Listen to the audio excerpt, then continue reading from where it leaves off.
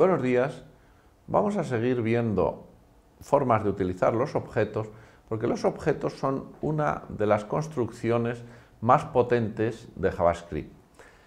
Los objetos pueden anidarse entre sí creando árboles, tal y como mostramos aquí en este ejemplo, que es una pequeña variación sobre nuestro ejemplo de un objeto que representa la película Avatar, donde pues seguimos teniendo el título Avatar, pero a director le introducimos un poco más de estructura, es decir, metemos en vez de un string sin estructura, un objeto que tiene una propiedad nombre y una propiedad apellido, a la que asignamos el nombre del director y el apellido del director.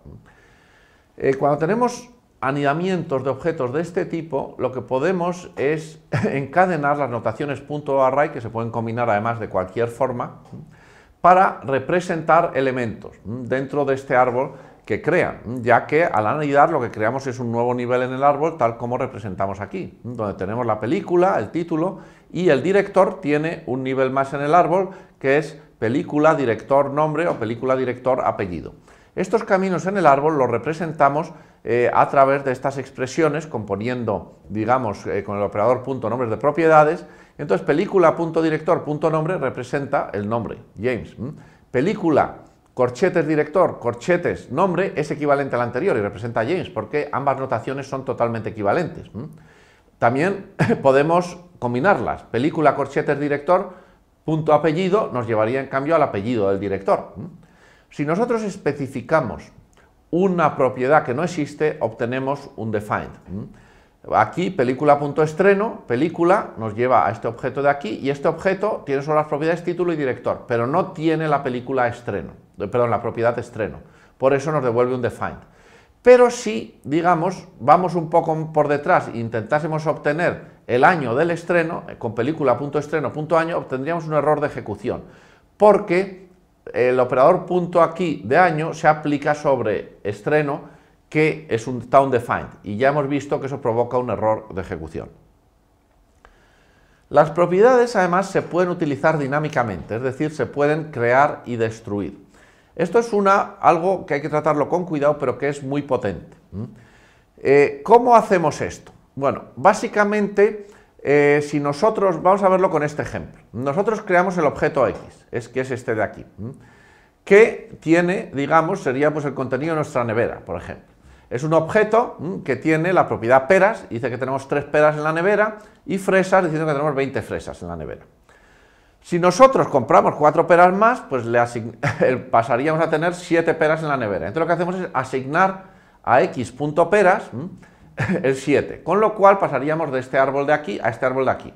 Eso es todo normal, simplemente hemos asignado un nuevo valor a una propiedad, tal como hemos hecho con otras propiedades o variables, sin que cambie la estructura del árbol.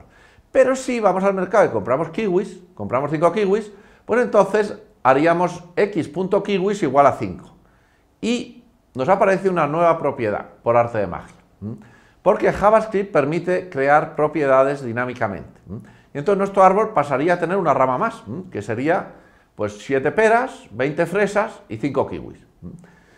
Si nosotros un día nos entra gana de comer fresas y nos comemos las 20 fresas, nos quedaríamos sin fresas, y entonces tendríamos que quitar del árbol esas fresas.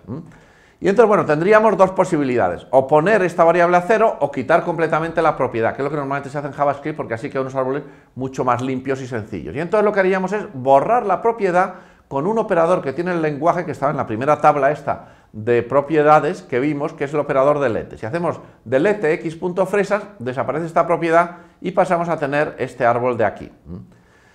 Entonces, por eso hemos visto cómo se manejan estas dos sentencias.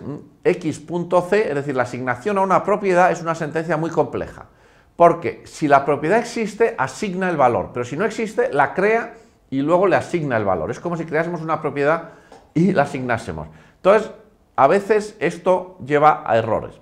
Además tenemos el operador delete para borrar propiedades, como hemos hecho aquí, y además tenemos otro operador, que es el operador in, que nos permite saber si una propiedad c está en una variable x, haciendo c in x, y nos da true o false según esté o no. Ya hemos visto que lo podemos testear también con el operador punto. Si hacemos,